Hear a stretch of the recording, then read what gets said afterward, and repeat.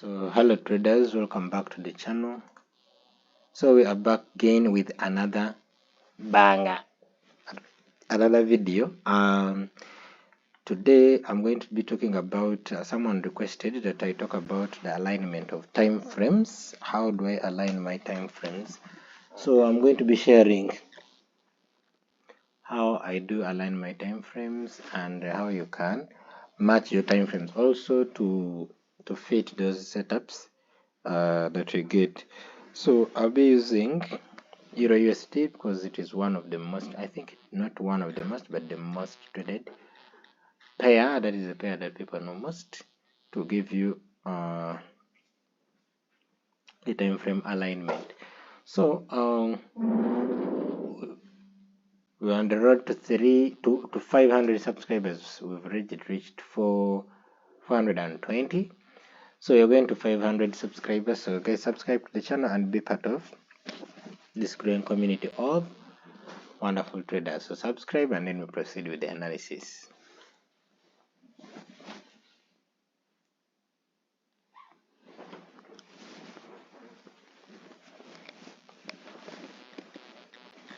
Okay, so this is, let's continue. This is Euro USD and this is the daily time frame. So we are going to be using the 4 hour, as most people trade hours at a lot, but I would prefer weekly and daily. However, let's use the 4 hour and then see what we can get. So the first thing you want to do is to identify a setup. First thing is to identify a setup. So when you identify a setup, let's say this is our setup. This is a rally, a base, a rally. Very good move. We're breaking this structure here, making another higher high. So we have a demand zone here. So you'll mark your demand zone from here to here. You'll include all the wicks in that area like this, like that. So now what do we want to see? We want to see price come to this is the 4 hour and this is the hour that we are waiting for a trade on, and this is going to look more of a confirmation entry. So we want to see price drop to this zone. The moment price drops to this zone, we are going to drop down to one time frame below and then look for our entries. So price came, made lower lows, lower highs, lower low, lower high, lower low, lower high, lower low to our zone before it even broke this zone. So the moment it reached our zone, you drop down to the 1 hour, from 4 hour to the 1 hour. So where did it reach our zone from? Here. So now when it reached our zone here, what are we looking for? We are looking for a change of character and then a demand zone that has been created. Then we buy from that demand zone. Remember, it is in our 4 hour zone. It is in our 4 hour zone, which is this area here. So now price comes, drops here. The moment it drops here, we drop down to one time frame below. You can even go to time frame below, but one time frame below is going to be very, very clear. So you drop down one time frame below and you look for a change of character. So what do we see here? Lower low, lower high, lower low, higher high. This is a QM buy pattern. Low, high, low, higher high. So what you're going to do is, by the time price makes this high and closes above, that means it has broken here and chances are high that we are going down. And being that we are in our demand zone, so we are looking to buy. So you're going to mark your demand zone here. But in this case, the demand zone was so big. From here to down here, that was the demand zone. So what do you do when it is big? You drop one time frame lower again. Let's go to the 15 minutes time frame. So when you go to the 15 minutes time frame, you're looking to refine the zone. I would refine it up to here, though you have to be careful. You don't have to refine it further, because if you refine it lower, you might end up missing the trade. However, in this case, you wouldn't have missed the trade. So now you have come to the 15 minutes, refined your zone, You see how it made high. Refined your zone very well. So we enter for a buy from this area. Put our buy limits here. Stop loss is slightly below. Stop loss should be slightly below. This is 18, so I would make it around 20. 20, where is 20? So I'd make it around 20. However, the stop loss was going to be hit. So anyone who was not conservative enough and put around 25, they were safe. But me, I think I would go to around 20. But in this case, it was hit. So now, after you have marked that, then you target the previous high. Where is the previous high? The previous high is going to be this one here. We can go up to this one, but the ideal one is going to be this one. That is a 1:2. 2.463 pips, and then you could stretch it to this supply zone, this area, that is a 1:3.7. That would be the ideal last target on this trade setup. So I hope you've learned something out of that, but I think that is the simplest way that I could explain that. However, if you have not, let's look for another example. Let's get another pair. Let's say GBP USD. It normally does the same thing as Euro USD. Did the same thing, and this one I think it is okay. So it respected the area. So let's go to the 4-hour time frame. So this is our 4-hour time frame. So now what have we done? We have identified our buy zone on the 4-hour, the demand zone. So this is a low, a high, a lower low, a higher high, breaking the structure, breaking the trend line. So this is a good demand zone. This is a good demand zone. Look at the move away, one of the ideal move away that you'd want. So this is a good demand zone. So we wait for price to come, making lower lows, lower highs, lower lows, lower highs, lower lows into our zone. When it comes into our zone, we do what we call a confirmation entry. Because now this is our buy zone, but we did not set our buy limits immediately because we are not sure there was also another demand zone down. So we used the confirmation entry. So the moment price touches our zone, we drop down to one time frame below, like that, and then we see low, high, low, high, low, this low here, and then higher high here. So there is a demand zone down here that created this high. This is a lower low, lower high, lower low, higher high. So this is our QM, the same thing that is happening on Euro USD. So we mark our zone, our demand zone, like that. However, it is big. So what do we do when it is big? Drop one time frame below to the 15 minutes, and then you're going to refine it down here. Don't refine it too much because you're going to miss out on the trade. So you refine it here. So this is a low, high, lower low, higher high. Look at the move. 1, 2, 3 candles, and it is taking out this demand, this supply zone. So this is now our ideal buy zone.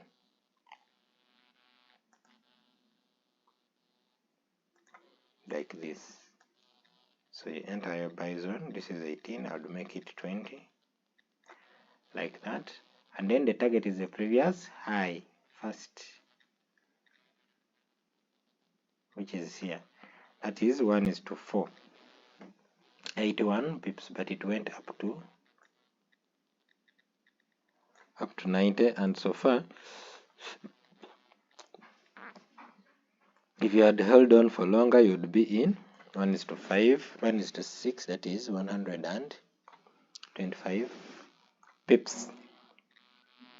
But just using a confirmation entries on the 15 minutes on the 15 minutes time frame.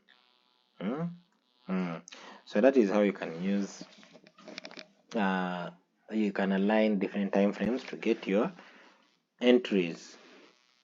You can align different time frames to get your entries. However, we will also have one for that time frame, that is a set and forget, one for that particular time frame. What happens is, when price is dropping down, you have identified your zone, beautiful zone, very well. Price is dropping down, your entry should be at least, you put, since this is the 4-hour, put at least halfway, and then the stop loss should go below there. So this one should be, if since it is 40, I'll put it to 45, just round off to 45, and then target the previous, then the next supply zone. So far you'd be in profits of up to 90 pips, but you're targeting 1:3 up here. So that one is for set and forget. Okay guys, so I think that is all. Maybe let me look for one more example. Set and forget or confirmation trades. This has come here. I think it might get a good reaction again. Let me see on the 15 minutes.